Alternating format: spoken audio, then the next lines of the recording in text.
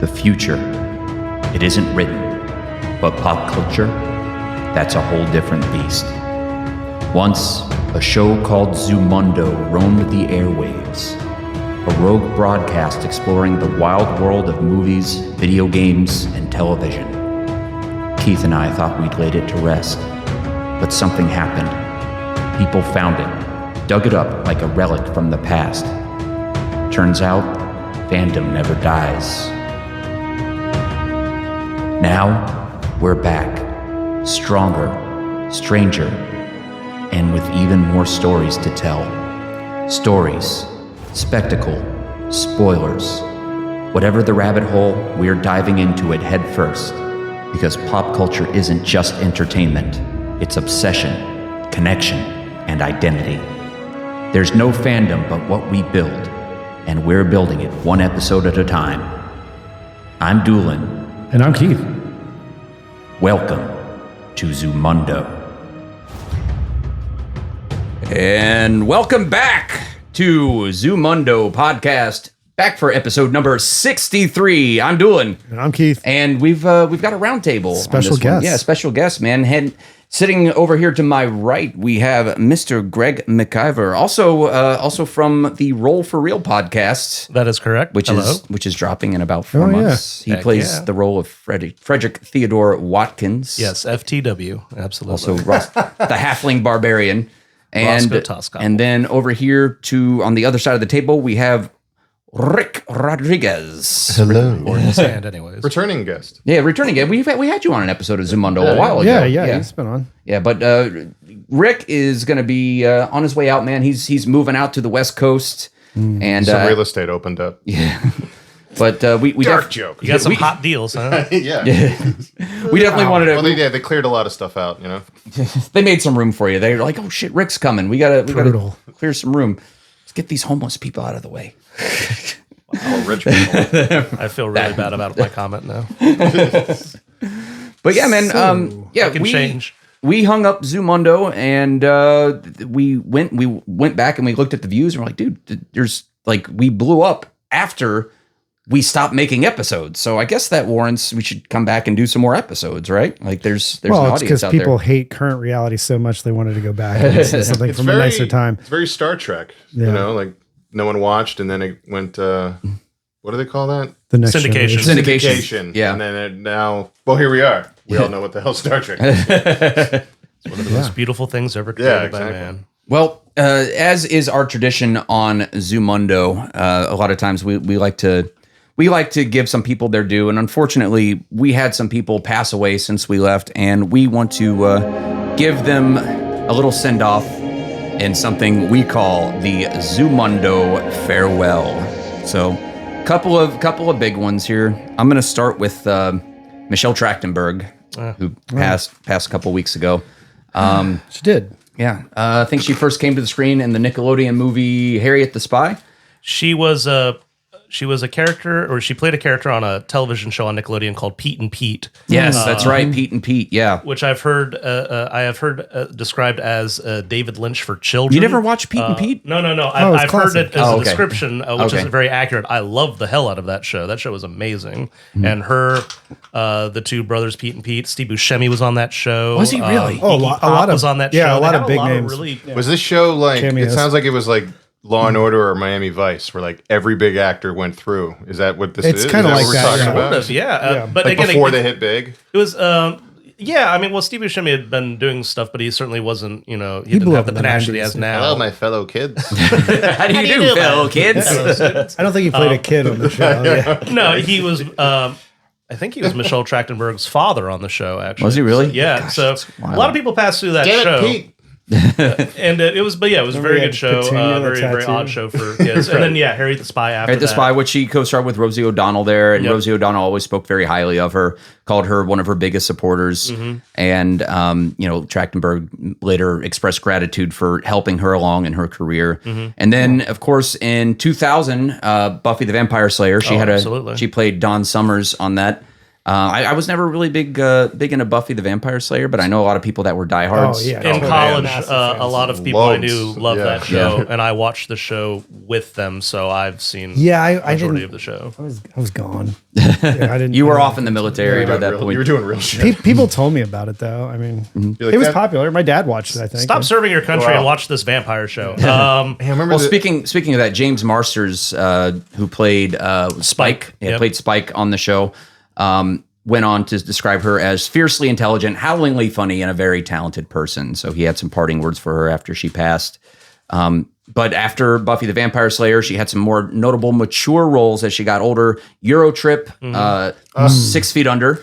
Let's be honest. That's her best role to date. Is Eurotrip. The one everybody remembers. That movie was hilarious. Well, not everybody remembers it. I was going to say I've seen that movie, and I do Scotty not remember. doesn't. Scotty doesn't know. Scotty doesn't know. That was. That wasn't Eurotrip, was it? That was the Smallville girl. That was Eurotrip. Oh, yeah, that was Eurotrip. Yeah, it was the Smallville girl. Yeah, random man. right? yeah. Random Matt Damon. Or was that Road Trip?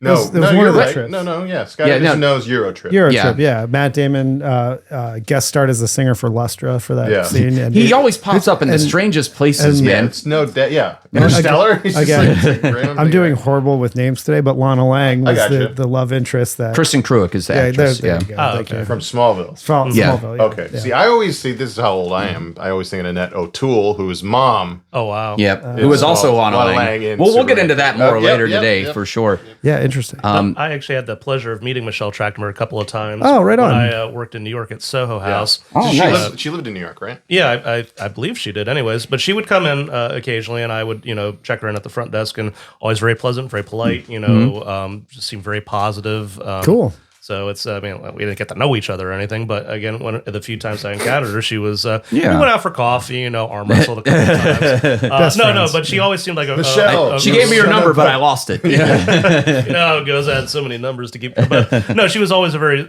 sweet and nice person whenever I encountered her. That's nice. Nice. So which is a bonus. But no, she was a very course. very good actress. Yeah. I think. And, Also, some notable roles in House, oh yeah. Oh, okay. Law and Order, Criminal Intent, Sleepy Hollow. She was in that with Johnny Depp, I think, and then No, that's got to be the show. the show. The show, yeah. There was a Sleepy Hollow show. Oh, okay. I later. didn't know there was a show. Yeah, I just yeah. thought it was. I just thought it was the movie. It's a modern take. Of course, it's always a modern Yeah. take.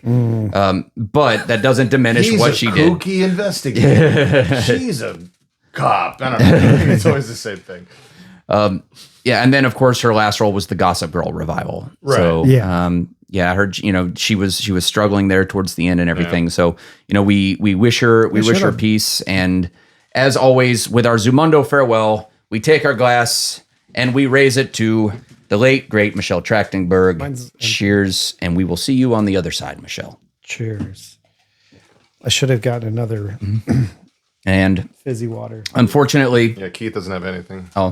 well then, Well, then you really don't believe she just- deserves a rest in peace. It's horrible. I Keith don't just mean bit anything his bad finger. Yeah.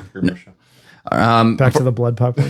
unfortunately, we got to get through it. We got to get through one more. This one's tough, man. This one's Gene Yeah. Hackman, and it was tough, man. Because Gene Hackman, I feel like Gene Hackman was more than an actor. Like this guy was a force and a presence on screen. Whenever he walked out onto that screen, he commanded every scene he was in. Like honestly, and even in Christopher Reeve Superman, like he owned those scenes. You got the guy in the blue and the red spandex and everything, and he owned the scenes where he basically stood out larger than the Man of Steel in some of those scenes. I feel like. All right. Yeah, First of all, he's- don't say things like that. That's just not nice.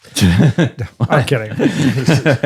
Well, yeah, he owned. You're right. He owned them because No, he played it with such. Oh, I'm aloof. What's wrong, Superman? And then the whole lead, the kryptonite in the boxing, and the menace just clicks. Right away. He's like, "Told you." And you're just like, Jesus. Well, we were talking last night, and you were telling me about the scene from Superman 2 where he shows up and he's just like, "Oh, Superman, thank God." Yeah. Because he's in over. get him! Like you said, Greg. Yeah, he's in over his head with Zod and the crew. Yeah, they're gonna kill him, and he Yeah. knows it, and so that's his savior has arrived, but he Right. can't let them know that. Oh, thank God! Get attack! So He's 100%. He could handle comedy really well. Oh yeah, he's great. He's He a had fantastic a- actor. He's definitely in a movie that's one of your favorites, if not your actual favorite movie. Like he's in everything. Ants. Ants? No. What are you doing, Cutter? No, but actually, I was going to bring up Ants. I had a buddy who loves that movie, and when Gene Hackman passed away, I was like, that guy was so good. We were naming like all his classics, like what Unforgiven, obviously The French Connection, The Poseidon Adventure. The Poseidon Adventure is a great movie. Yeah. I love Crimson that Tide. Crimson Tide. I love it. You know, for a lot of people, Enemy of the State. Mississippi Burning. Mississippi Burning. That's one of his iconic Quick roles. and the Dead. Quick and the Dead. He is Oh such a my good gosh, villain. man, that was I only watched that like within the French last year. Connection. He is such a good villain Massive. in that Massive wonderful Sam Raimi. That's a film. movie where it's like, oh, every single person here became a big star. Yeah. Yeah. Russell Crowe is the priest. He was in the original Bonnie and Clyde too, wasn't he? Yeah, He that's does. when his big That was break actually Warren his Beatty. Bonnie and Clyde. He as Buck Barrow and Bonnie and Clyde. That was kind of his breakout role. Yeah, Bonnie, you know Warren I'm not Beatty, good I think, at had worked together in something else, and then when Warren was producing Bonnie and Clyde, he was like, "We gotta get Gene." Yeah. So all of the kids out there will know this clearly, but he always reminded me of Spencer Tracy in terms of how natural he was. Spencer Tracy. He's always natural. Even when he was over the top, he somehow achieved. Oh, absolutely. Spencer natural Tracy was known quality. as the actor's actor, where he was just so natural. It just was effortless, Yeah. and he exuded that sense of effortlessness.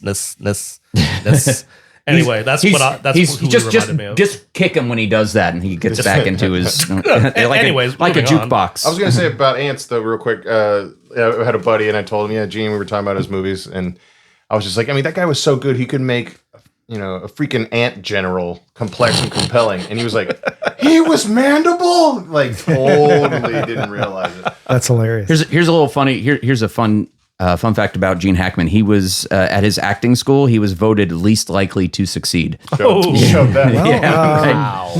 Yeah, He won twice for the Oscar, right? The French Connection, and then he won for Unforgiven. Yes, that's right. So a best actor and a best supporting actor. Mm-hmm. Yeah.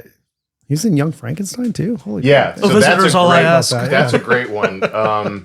He plays the blind man Yeah. He Oh does. gosh, that the monster goes to does see. he really? Yeah, Gosh, I man, didn't- it's been I- so long. I watched that movie all the time as a kid. It wasn't until like the fifth time I was like, Dad, that's Gene Hackman. Oh, Yeah. He didn't know it. Wow. See, I've seen the movie before, but it never clicked that was Gene Hackman. So You would never It's like think. Gary Oldman Wow, level. that's Gary Oldman immersion. level chameleon. apparently, him and Gene Wilder were tennis buddies. They were playing tennis, Who worked together in Bonnie and Clyde. who worked together, Bonnie and Clyde. It all And comes back to Gene. Gene Wilder was telling him about the movie Young Frankenstein that they were developing and such, and Gene was like, "Do you think Mel would let me be? I've always wanted to do a comedy," and Mel Brooks. sure yeah. enough, He probably Gene Hackman him, like cornered him and you're gonna give me a role in this. threatened him. Yeah.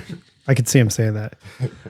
There's other. I mean, A Royal Bridge Too Tenenbaums. Far is I love considered it. one of the greatest war Yeah, movies of all time. that's a He was great in one. that, obviously. He's like the Polish general, I think, or something. yeah, it's been a Commander, while yeah. since I've watched it actually. I've not seen that one, But like all the way down to like there's some like when the guy comes over and asks to surrender and stuff, like all that stuff really happened and they like recreate it in that movie. It's pretty crazy. Oh, no, They're like, yeah, I'm that's a great sorry, we movie. can't. We'll be continuing the war. Yeah, thank you. I mean, the Hopkins part? Yeah, when Tell the guy them to comes go to- across, Tell them yeah. to go to hell. Awesome. almost Man. as good as Welcome to Mooseport. Bat 21. Oh my gosh, Wasn't that even was a like, fun movie. There was nothing wrong with that movie. I've never seen that. It was movie. fun. It It was was a his fun. last movie.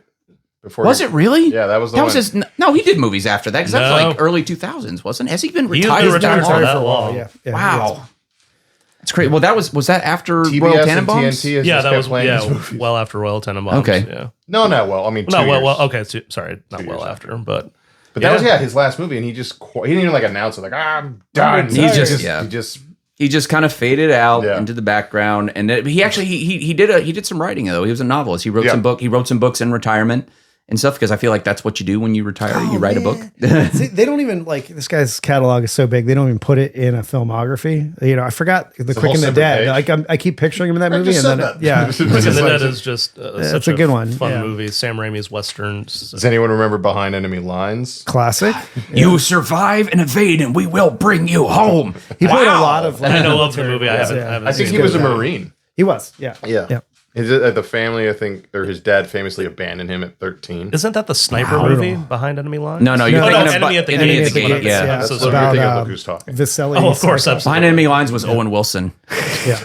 That was the One moment of action here. Oh, yeah. It's he so gets funny. shot down on a reconnaissance mission over like Bosnia. Or Oh, right, it's I Bosnian remember War. that. Somewhere around there, now. yeah. Yeah. Yugoslavia or I something. remember it came out like Yeah, I right remember after that one. 9/11. It was a pretty And okay it movie, actually. Kind of came out right after 9/11, and so it was like a rouser at that moment. Yeah, I remember because we were working at Blockbuster together at the time when that movie came out. What's funny is constantly you put that movie away. Yeah. Owen Wilson, playing a naval pilot, aviator, or marine aviator, puts him in the same realm as Tom Cruise at the Top Gun. Obviously, totally. I don't know, totally in Maverick's league. But he was in a couple things involving aviation too. That Bat 21 and Uncommon Valor, weren't there like shutdown? The Danny Glover movie. That's right. Yeah, you're right. Yeah. Uncommon Valor was like that. Part of that spurt of we're going to refight the Vietnam War and do it right this time. Stuff. Oh man. Oh my God. For sure. Well, for you, the late great Gene Hackman, the iconic, the legendary. Thank you for the grit, the gravitas, and the brilliance. We raise our glasses to you in a Zumundo farewell. Thank you, Gene, and farewell. Especially like Diet Dr. Peppers for you, Gene. What's that? The amount of classics he's in. Yeah, that's ridiculous. Until like the EMP just destroys everything. Rick, we've moved on now. No, I'm kidding. We still have the film. Stop talking about that asshole Gene Hackman. We still have the film. Gene Hackman was actually also in. I'm sure it'll keep coming up. Don't forget the birdcage. Speaking, that's right. Gene Hackman actually he's going to come up several times throughout the course of our conversation today because I chose today instead of going on Brews News and Reviews and talking about like all of the things that are, relevant, like what's out this week and, stuff like that. We're going to switch it up a little bit. And I thought that since we were talking about Gene Hackman, who played one of the greatest movie villains of all time, Lex Luthor, this would be a great episode to dive into the history, the mythology, and the Man of Steel, Superman, why he is so important, why he still matters, or maybe he doesn't. Let's get into it a little bit here. So let me ask you guys this. Why do you guys think that this character has endured for so many decades? I mean, you got to think the guy came out like the 1930s, I think. I don't. I hate him. I'm kidding. No. The end. Who's Superman? No. Superman notoriously came out as like a radio drama, right? Or did it was a comic book. Okay. And then it was a radio drama, and then after that it was a People are yelling right now. Action Comics number. Sorry, they know I mess this up all the time. He doesn't really fly yet. He just leaps. That's true. That's true. He does leap. Yeah, they didn't fly. Take it from John Carter books. It's a typo. John Carter of Mars books. Yeah. But yeah, he is the archetype. He is the first. He is the first superhero like with the tights and the spandex and such. Which I think somebody was made a lot of people made comments about the Man of Steel. To jump ahead a little bit, but the scene where young Clark is running around his front yard wearing a red cape. Yeah, like who's he imitating? Exactly. Who exactly is he imitating? Himself. There? Which is okay. For the reference, this was created by the writer Jerry Siegel and artist Joe Shuster. Sorry if I said that incorrectly. And he first appeared in Action Comics #1. That is correct. All right, so boom, #1. 1938 on April 18th. 1938. All right. Yes. And then Stan Lee tried to take credit, but they kind of pushed him away. I thought of Superman when I came up with the idea of superheroes. Oh, gosh. Sorry, anyways. I think he's the symbol for peace, truth, justice, the American way. I can't explain why he's lasted so long. First, it's a power. A lot of people. When you're a kid, you want to have all the strength, and the power. Sure, absolutely. I want to fly. He has all the powers, and he helps people. Yeah. He does help people, but there's a reason he helps. And if you're a good kid, you kind of want to do that because of course. At first, you do, right. Well, and then you become a little. It's a lot of work. Yeah. So he flies around. He helps people. He's Santa Claus. It's. I don't see Santa stopping like trains from being derailed and stuff. Well, have you seen Santa? But it's just like here's another.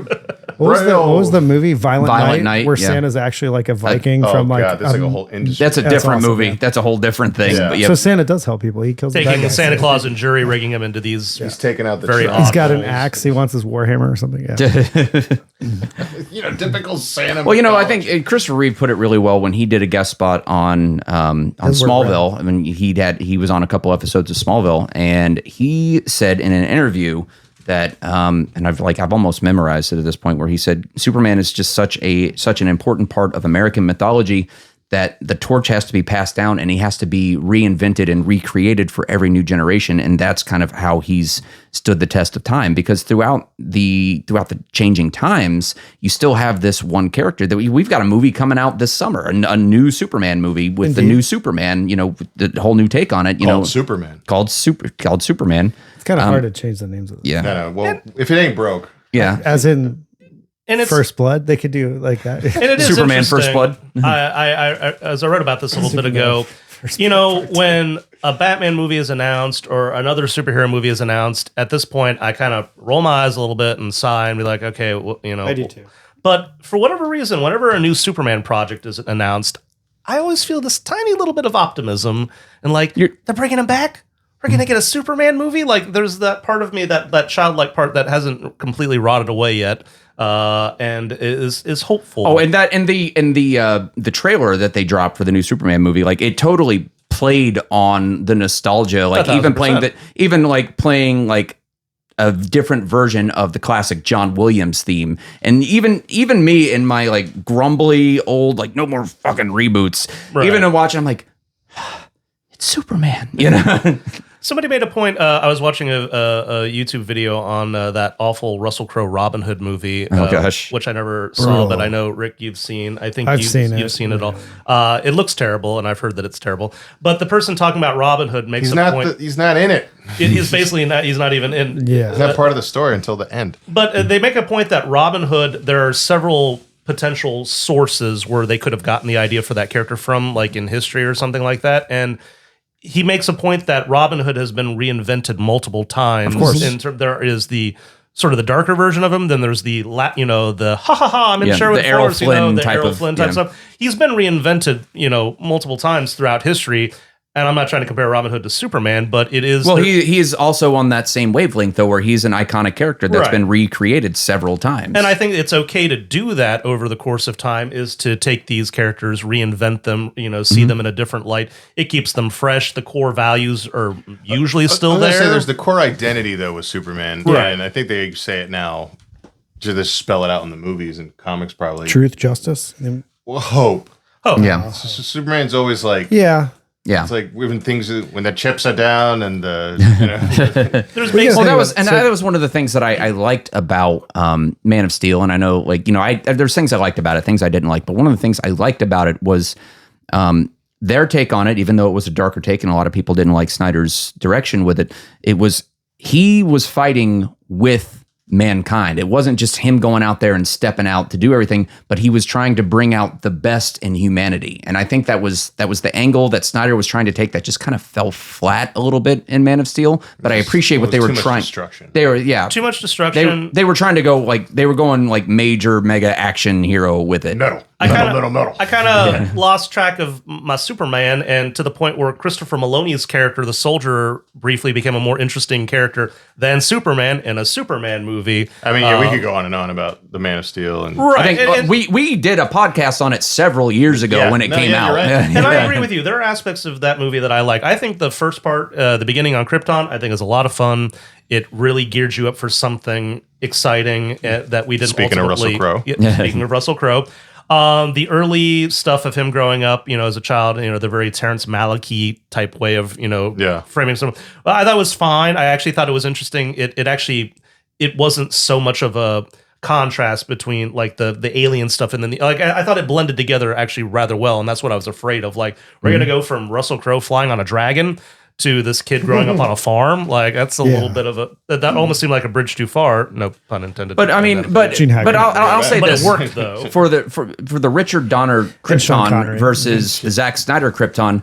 That Krypton definitely had more of an alien identity than the Krypton that we saw in the Richard Donner film, because it was just like black screen, white crystals. Crystal that's planet. It. Yeah, it's just a planet of crystals. That's crystal it. Planet, A lot of people do forget that Superman is an alien. I know that's hard to believe, but they do. Well, they know, but it's in the back. But he doesn't. Are we allowed to curse? He doesn't go and just save people because he's supposed to or because he wants to. He actually does want to. Actually, and that's because of the way he was raised and by his parents, and he got lucky. Yeah, he got lucky. He got some really good. There's some great like kind of Elseworld stories where we see what happened. Like Red Sun is a classic comic book story where it's talking about reinventing for the next generation. Well, it tells right? the story of, I don't know if you're familiar, where Kal-El lands in Soviet Russia and is raised by the Soviet government. Right. And, it's a very different Superman, obviously. He's communist Superman. Yeah. He's Pretty for much. the people. Ew. Well, there you go with reinvention. Yeah, that's a comic book, utilizing him to explore some themes and it's stuff. It's a cool costume too, actually. Nice. The gray costume, Yeah, I like it. Yeah. But there's always those different eras of Superman. To go back to what you were mentioning, where it's like, he was probably happy-go-lucky, like Lois. Yeah, so that's why I like the Silver Age, like from the 50s to the 60s, where he was like kind of this larger than life, like godlike figure, and that's where they started mixing in some of these crazy alien sci-fi plots and stuff, because that was all the rage back then. 70s? No, the 50s and 60s. Yeah, okay. like the Golden aliens Age. were big. The Golden Age in like the 30s and 40s, when he was first introduced, like he was just taking down like crooked real estate investors and bank robbers and stuff like that. Like Too easy. It's like the Riddler. Superman, we need you. I'm here. But it was just kind of fun. But then when we got into the 50s and 60s and, science fiction became the thing, they're like, well, we have this guy that could do all these things. Let's start writing in these crazy science fiction stories. And that's what they did. And they took it, a totally wild direction with it, but it kind of worked for it. And that's when you get you go to the George Reeve, George Reeve or Reeves. I always get the two confused. George Reeves, and it's Christopher Reeve and George Reeves. You got it. Okay, thank you. All right, that's where you have Go back. It took me years. I still screw it up in my head. You had the George Reeve, and that Nailed was it. that was just kind of the start of it, because if you see he's just fighting bank robbers and stuff like that. But then by the time we get to like the comic books and stuff like that, he's fighting alien invasions and that kind of thing. I was going to ask, he's always like the Big Blue Boy Scout?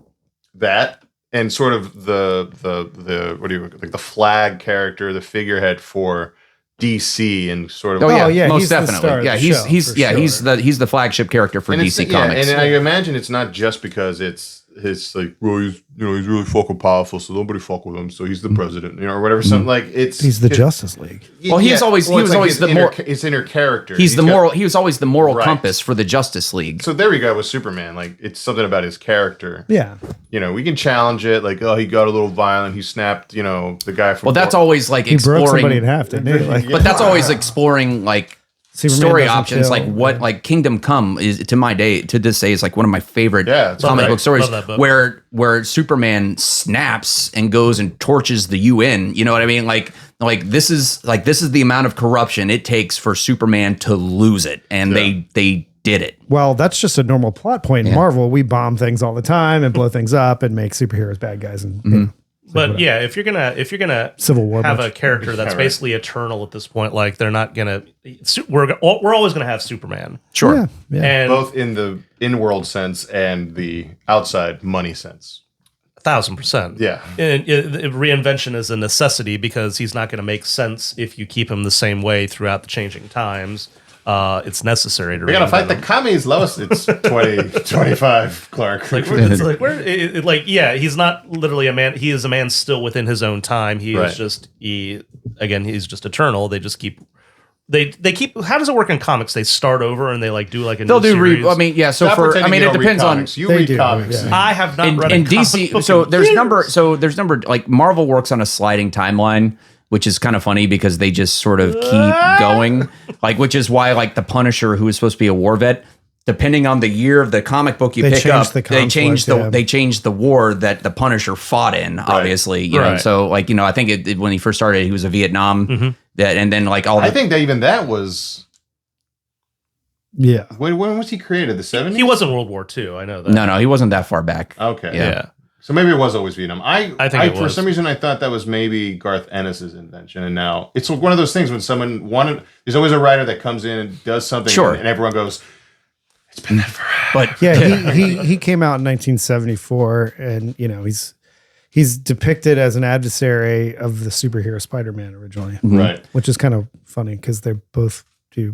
Vigilantism? Is that but Punisher's just all about I'm going to kill every single villain that I can. So initially they did place his military service in the Vietnam War, but this much later it's been updated to a San Kong War, the Iraq War, Frank Castle's that kind of thing. Anyways, we're going off on a tangent about Punisher, but I say that to say screw Superman. This is the Punisher show now. But I say that to say that Marvel works on a sliding timeline, whereas DC will basically about like once every 10 years, 15, 20 years or so, they will have some sort of major event that just kind of resets the timeline, and they just start telling the stories all over again. Crisis. They've done it. Yeah, they've done it many times. Crisis Earth. Yeah, Crisis on Infinite Earth was like the big one, and then Flashpoint was the big one that reset to the New 52. Right. And they just kind of keep doing it because these characters still have to always exist in the modern time, because it's always the modern time, and these character stories need to be told. So, and that's kind of the Superman thing, right? It's like there's always the question lately: is like, is he too happy-go-lucky to exist in our I mean, well, I think that's times. And I think that was the direction they tried to do with Henry Cavill, where he was conflicted and he was this powerful godlike being, but also human at the same time. I mean, because he was raised by humans. He had human emotions. He was for all intents and purposes, he wasn't human, but he had a human heart, human soul. To Robin Hood dance. To what? To Robin Hood dance. Russell Crowe played Robin Hood. Okay. And then Kevin Costner played Robin. Oh, 2 Robin Hood dads. I thought you said 2 Robin Hood dance. I'm like, what the hell are you talking about? I heard dance. Yes, he had 2 Robin Hood dads. Are we about to do a dance number? Do you remember that scene? Was I really high? I'm going to try to... go ahead. No, good. No, I was going to say, I'm going to try to make a connection between modern day superheroes and Greek mythology, and I might fall flat on my ass. Well, I feel like, and I've said this before, the Greek mythology was kind of the world's first superheroes, honestly. With like Heracles, if you're going by Greek. Why do you say this term mythology? I don't understand. It's interesting that these characters that we're talking about, Superman, Batman, and such, have to change because of the changing of time. So these characters have to, change along with it in order to be relevant, make sense, yada yada yada. Greek mythology back in the day, those myths also had to change, not because of time or anything like that, but because of so each time the Greeks would infiltrate a different society that had their own religion, they had to change the Greek mythology a little bit. So there's a reason why Zeus has so many wives. It wasn't just because he was a man whore. It was because he was, but this culture that the Greeks assimilated had a goddess that they worshipped, and so they need to kind of get her in the mix with all the other. So we'll just have Zeus marry this you're woman. already following. That could definitely be a thing. Interesting. So so the mythology of the Greek myths needed to change because of shift in the culture in terms of societies being assimilated and changed, and so the myths needed to change because of that. Our modern myths, the superheroes, for time and for culture to an extent. And those were oral tales, a lot of them. So true, they've been passed down. It's old as time. Know your audience. So right. it's like I'm sure I can picture like a Greek. They should do like a showbiz Greek movie where it's just like, come on, kid, this audience isn't going to fly for that joke. I heard like a lot of them are truths they got. So this is coming from a wrestler coach who said that Hercules was actually just the first guy who won the Olympics. He was just named Hercules, and he was the strongest guy. So then it became like this myth and stuff. Yeah, you're like, oh, that's interesting, but I don't know. There's also written history about that time too. Right. Always something inspired it. It's fun, and then the tall tale, and then right. Yeah. And Superman's is what? It's like influence of John Carter of Mars. John Carter, yeah. Definitely Hercules, right? Yeah. Hercules, most definitely. Benjamin, what's his name? Uslan? No, Michael Uslan. Benjamin Miltonaker, the guy who's like the unsung hero of like really getting all these Batman movies produced and getting all that started. He said he was going to teach a college course. He needed it to be an accredited course, and the teacher wasn't doing it. And he convinced him that Superman's story is like the story of Moses. It is, and it's kind of funny because there you go. It's kind of funny because I think his creators were both Jewish. I think too, right? Yeah. So they took a classic Hebrew tale. Again? What? Joe Shuster and that's on my other thing. It is Joe Shuster and Jerry Siegel. You're having trouble with Schuster before.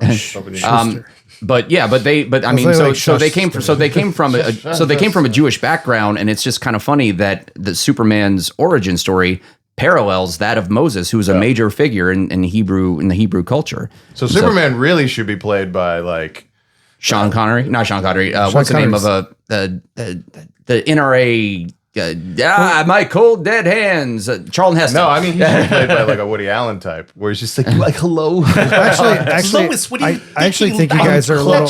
I'm Clark I can defeat this Kentenstein. monster. I actually think you guys are a little wrong here because, like, you got old Jerome Siegel here was just like a freaking good all-American dude, served in the military and stuff. And So, then could be Jewish. And then Joe, no. I'm just saying like their personalities or stuff. And then Joe was actually Canadian American. I didn't know that.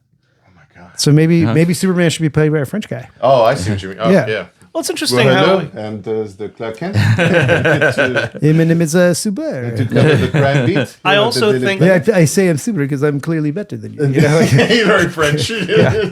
we also have to factor in the reason that Superman has lasted for so long is because his story was communicated in a different way.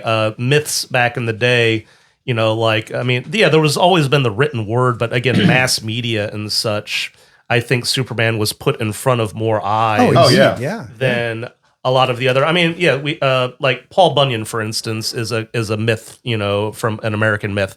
We don't have contemporary Paul Bunyan stories today because that sort of died out because I don't think. It's also pretty far fetched. Sure, but I don't. Superman. It's a big axe. Not But Superman, though. I don't Oh think yeah, no, totally believable. Paul Bunyan managed to make his way into the pages of some books, but I don't think. Yeah. Well, they never made a big movie. Well, there was that one movie back in the say it. 90s. Don't say it. With the big ox. Well, they Tall Tale. Big blue. exactly that It wasn't masterpiece. bad. It was a good kids movie. Yeah, it was a fine kids movie with our boy Oliver Platt as Paul Bunyan Patrick Swayze. and Patrick Swayze as Pecos Bill. The sways. The Swayze. But I don't think those. I thought that was Kurt Russell in that movie. Mm-hmm. No, Patrick. it was Patrick. Wow. Okay. Weird. All right. But those myths didn't make it in front of as many eyes because they just weren't enough books written about them or whatnot, and a lot of those tall tales were, you know, word of mouth around the campfire and whatnot. But again, with comic books, Well, I'm going to be the cynical one here. They didn't spread as much because they were open tales. Nobody owned the rights. and that's So there was true. no That's true money. too. That's true. So you Keep couldn't being monetize made. it, yeah. Right. Give me a chance and I will. No, I'm kidding. They're sitting there. Why not? Sure. You know? Absolutely. But I just think it's interesting that do we certain call that? characters like Pecos Bill and Paul Bunyan, they are in Fair their time, usage. and that's it. They're not going anywhere. Right. Those are the stories we have. No one's, you know, chomping at the bit to sit down and write a new Paul Bunyan story. We're comfortable with them being in their little pocket of mythology. Unless you're listening to this, anyone inspired? And we're fine with that, that they're in their little pocket of mythology, and we're not Yeah, going to they do exist. anything They else with exist in their time of the American frontier, and that's all. That's the only place they need to exist. I'm all Right. for bringing it back. Yeah, that's called fair usage, right? What Yeah. would Paul That's- Bunyan think of the tariffs? Anyway, so anyway, that's just an observation. I don't know how interesting it is, but it is an observation, and I put it out there. And I think, and one we haven't really touched on yet, and I feel like this is why 2006's Superman Returns fell so flat. Was the fact that, I mean, Bryan Singer made a choice and it didn't really work, and that was he just wanted to attempt to recreate Reeve. Like, they even going all the way is to find an actor that looked as much like Christopher Reeve as they could possibly find and try to put him on screen and sell him as like, nope, this is Christopher Reeve. It's the same guy. And it like the same, but it didn't work. What worked in like the 70s and 80s didn't work in 2006. there are moments in that movie. Are you I think, talking that negative about Henry Cavill right now? Because we'll go to I'm talking about Brandon Routh. Brandon I Routh. have no clue who that I is. want to bring that up about the insane, when we get there, this insane thing with Henry Cavill and Reddit and like online. But anyway, yeah. People love that guy. It's weird. Anyway, so yeah, Superman, you were going to say, Greg? I was going to say, there are moments in that movie that work for me. I don't think overall the movie as a whole works completely. Because I'm a defender of it. I will defend a lot of it. I do think that it is a little redundant. It is another real estate scheme. You know, it's relying a little too much on past iconography, and it didn't really assume its own identity. If the plan was to make more of these movies with this guy, it's great that we were paying tribute to what came before it, but there wasn't enough, in my opinion, new to really warrant a jumping off of, all right, let's see some more stories with this now. Yeah. That's how I felt. But again, there are beautiful moments in that movie. The airplane sequence is top tier superhero action sequence of all time. And I think that's one of the great, All time? That's a bold of statement. all time. That's a very bold What statement. movie is this? Superman Returns. Superman Returns, 2006. Brandon Where did he Routh. go? Mississippi Burning. The airplane. Yeah, absolutely. Gene Willem Dafoe catches the airplane. But that's how I come at it. But I know you defend the movie even more so than I do.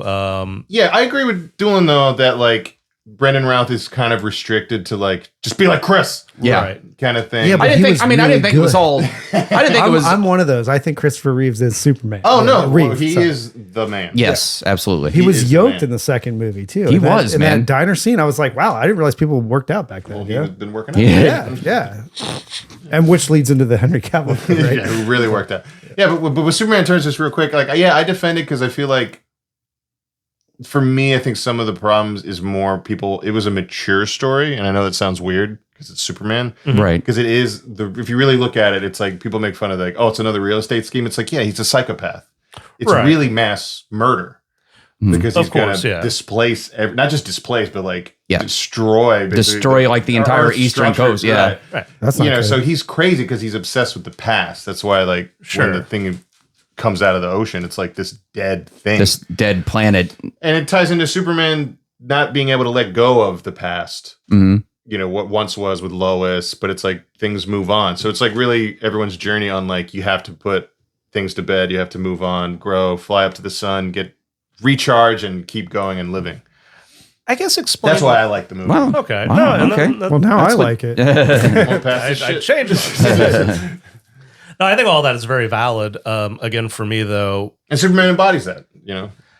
I think the restriction that you're talking about, again, being restricted in performance, I think that really did harm it. And again, I think they did a beautiful job making it not look like the first two movies. I mean, the movie has its own visual style. I think people accuse it of being like the first two movies a little too much. I mean, yes, in terms of his performance, in terms of, again, the repeat of the... More Art Deco even than the Reborn. No, that's what I really like about it. Like, it's got this kind of beautiful sheen to it, you know, like it kind of like a real comic book movie while still being, you know, cinematic in respects. I like that aspect of it.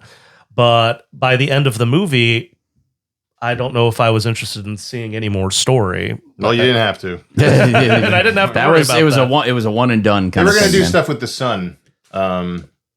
Right. Potentially, And there are if some... more people. And there's good emotional beats in the movie, too. And, It, you know... it does. It does. But I think it's better than people give credit for, but I guess that it's could be, better that could than be a people whole give it. nother It's episode. better than people give it credit for. It's not a huge piece of shit or anything like that. I just think the parts don't make a whole. Right. I can't talk. I Fair only enough. had one cup of But it coffee. does this tie night. into what we're talking about. Each time it's like, does Superman, I mean, what is it? Like the article in the movie is the world doesn't need Superman. Yeah. Right, Why the which world he- doesn't yeah, need he gets Superman. this, Like, Pulitzer yeah, of course the for- movie's really about, well, it does need Superman. Of course. So it's Yeah. always tying into that. Like Yeah. every I time mean, yeah. there's a I new mean, I lyric. guess they kind of they stuck true to some of the themes. You know, what I'm saying in general, it's still, even if it's unavoidable, like Superman is always. I mean, I guess gonna be you know that what, kind and of now that thing. you mention it, it's just kind of funny because he lost Lois and he lost the love of the people because he had to take off and leave Earth to go back and investigate and see if Krypton was still there because, like you said, he was still holding on to that piece of the past because maybe there's a piece of Krypton still out there, but he was here. So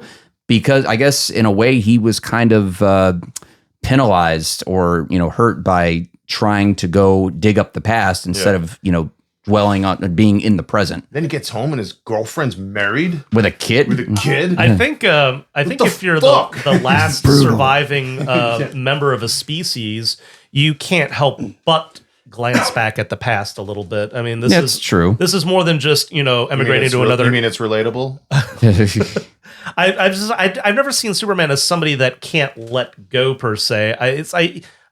Yeah, but always reiterations, always exploring different things through the character. Right. I just, the whole never letting go. I just don't know if I've ever looked at the character in quite that. I mean, he is guided by spirits from his past in order to, he looks to them for advice because he doesn't really have anybody anymore. His father, well, if we're going off of the movies, his father died.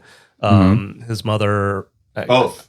What's that? Both fathers. Yeah. Both fathers died, exactly. So it's he's looking for some guidance, and he gets it in the form of crystal ghosts in the Christopher Reeves movie.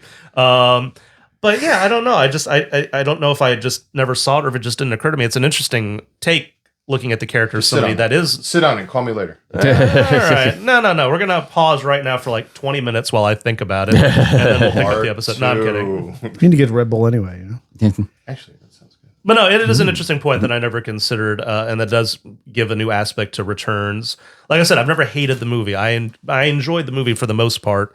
It's just like, but when it was finally realized it was going to be a one and done thing, I was kind of okay with it. Should we talk about the Chris Reeve one? We went right to the bottom. Right. Yeah. I mean, Who the hell is Superman. Christopher Reeve? I mean, we could. Who the fuck are you talking about? Gene Hackman.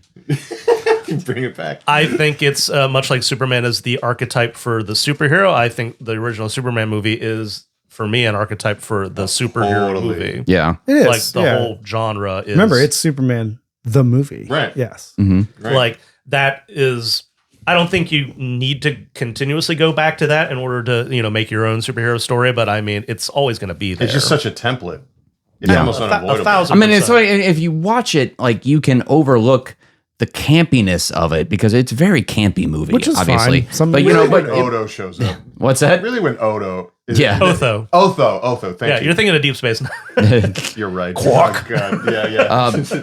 Yeah, Otho. But you can overlook the campiness of it because like the themes and the emotion is there, and plus you had this actor who just embodied everything about Superman so much so that like, and even now years and years later, a lot of people just say he's never going to be topped. We'll have some great Supermen up there on screen, but nobody's ever going to be better than that. And it's more than just like, oh, be respectful because of what happened to him. I think it's just anything what happened to him and the way he handled it showed how much he really was. Yeah. I would also perfect for that. Yeah, part. and that goes back to like why people asked him in that interview that I cited earlier. Like, you're pretty much retired from films. Why are you coming back to do a guest spot on a CW show? And he said because I have to hand this off to this guy because he's Superman now, and it's important for me to do that. Well, now he's Tom Welling. Yeah, well now he's fighting his DUI. Is what I know. he's doing. Sadly, he just got pulled over like 2 weeks ago. Tom Welling got arrested for DUI. Who played Clark Kent on Smallville? Whatever. He's a person. I know Tom Welling from the Fog remake. I'm not. The Fog, yeah, classic. Just kidding. Oh man, what about Cheaper by the Dozen? By the Dozen. Ooh, that was a good remake. So many classics. Now that you said it, someone's like. Can we Cheaper by the Dozen was all right. Can we take a moment because we're talking about the original Superman movie, and obviously we're going to toss a lot of bouquets at Christopher, Reeves and his amazing performance. But can we also take a moment to give a lot of credit to Jeff East, who played the young Clark Kent? I was going to say Jeff movie. East was the young Half Clark that movie is his performance, not the just Christopher Reeve voice. Oh wow, what's that? The Christopher Reeve voice, right? I'm just saying though, the eyes and like it's a great performance, even if the voice isn't. Oh fuck him! No, there's half of that movie belongs to the cast in general is pretty good. Fair enough. I mean, Marlon Brando's in the movie. Come on. There's a great. But that's the thing, right? That movie put my lines off screen so I can just read them. Yeah, in a superhero flick. Mm-hmm. Yeah, and Gene Hackman was like a big star. In the 70s, so absolutely. Even getting him was a get. Yeah, for sure, absolutely. And then I think it was like Glenn Ford, who was Pop Kent. Glenn Ford was in there. Yeah, classic Hollywood, absolutely. Ned Beatty was in there, who was in a bunch of movies. Yeah. No, Gene. Going back to Gene Hackman, I mean, it sounds so corny. Well, it's an overused statement, like he's my Lex Luthor. When someone's like, "Oh, he's my Superman," yeah, of course. Right. He really is my Lex Luthor, though. Like that is who I think about when I think of Lex Luthor. Otisville, 1,000% of the time. Otisville. There's just a small little tiny. You want to hear a funny story about Gene Hackman? Yeah. So when Richard Donner went to him and said, "Hey, you're going to do this role. I'm going to need you to shave off your mustache."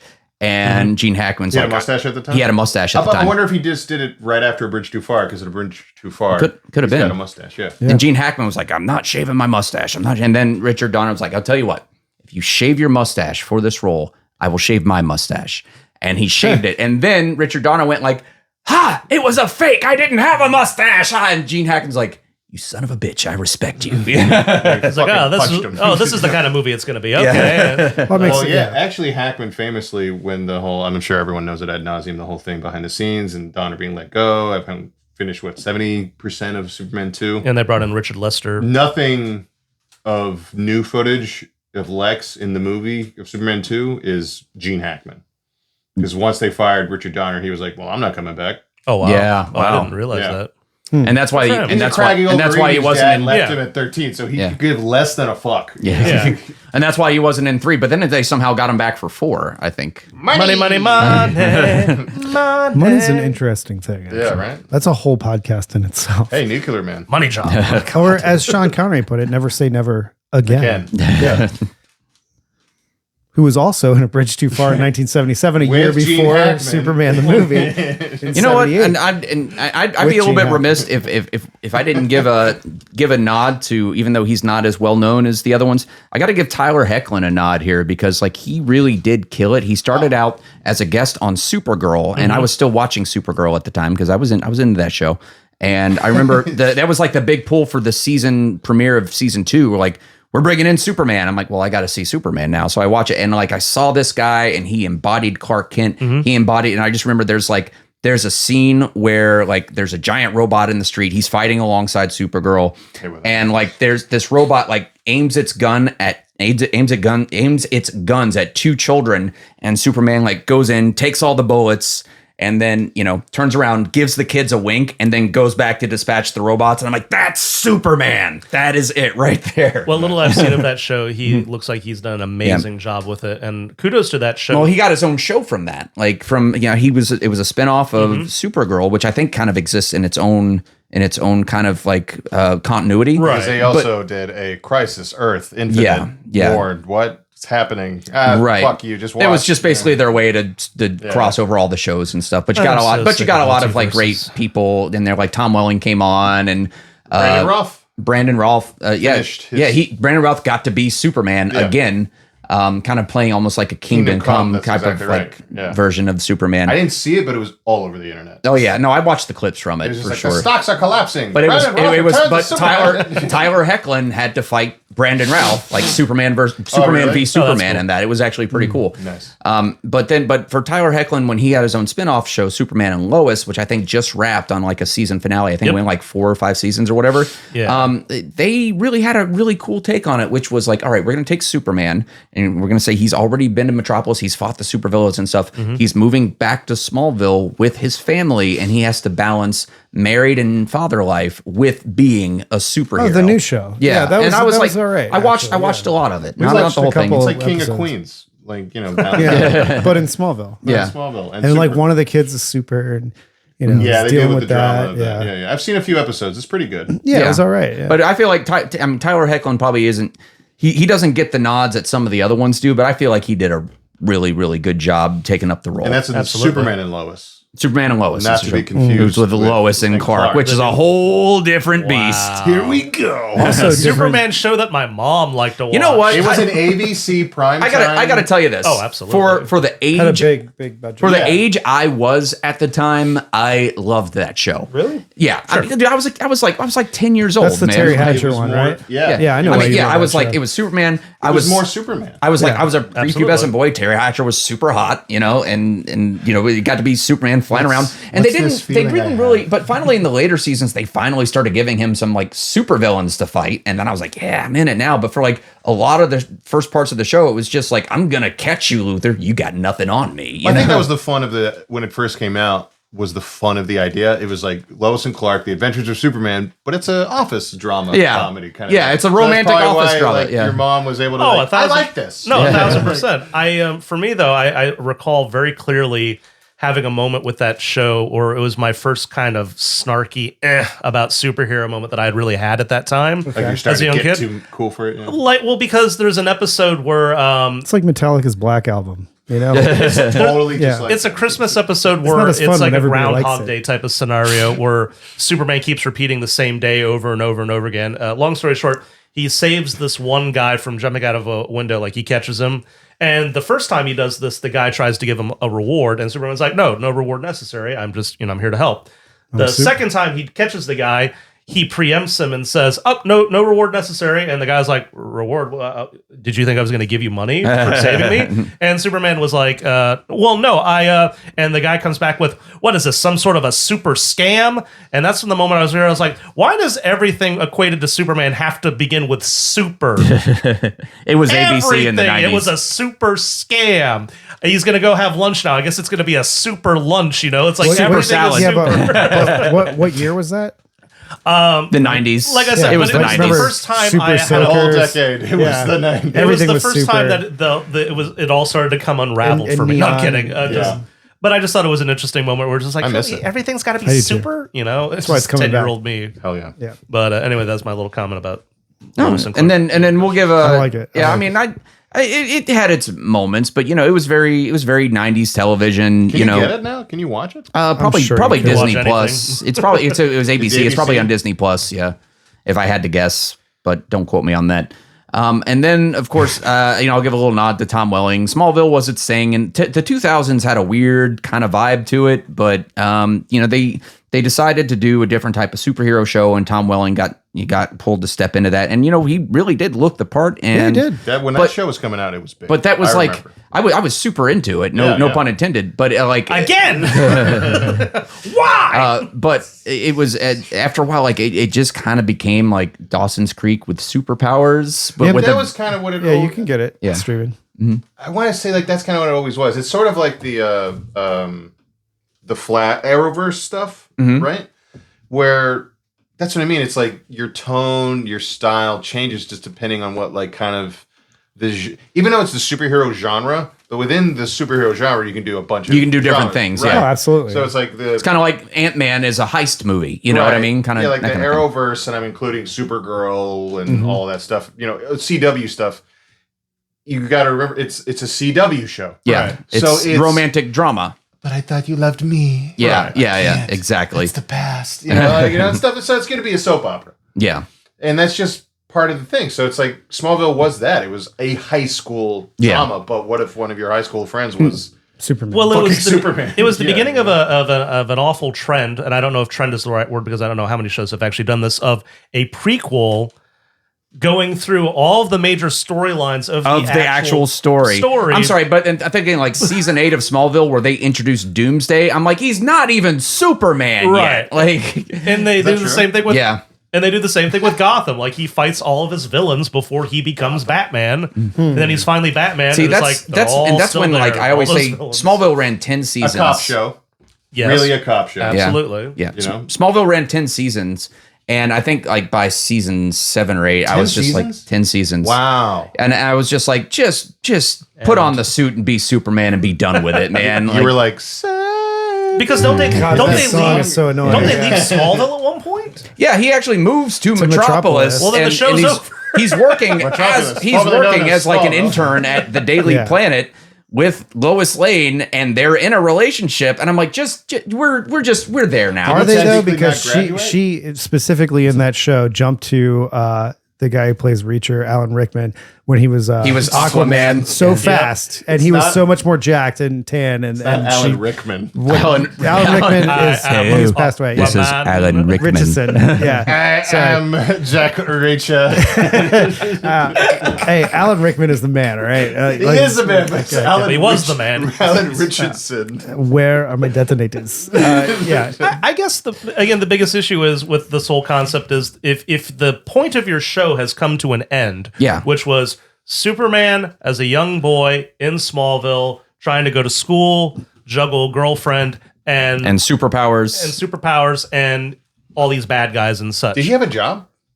Yeah, I mean, he worked as an intern at the Daily Planet. Like, I think before that he worked slavery. I mean, like a job. I don't paying his way in Smallville. I Or did he don't remember. depend? Well, I remember like He so worked he on went a to farm, right? he went to small Maybe like that. for the college years after he graduated high school. this We like got to Saved keep him by in the Bell? Smallville. And so he went to Smallville College, you know, so he could it was kind of almost like the 80s series Superboy, which was the same damn show, Superboy. SCC.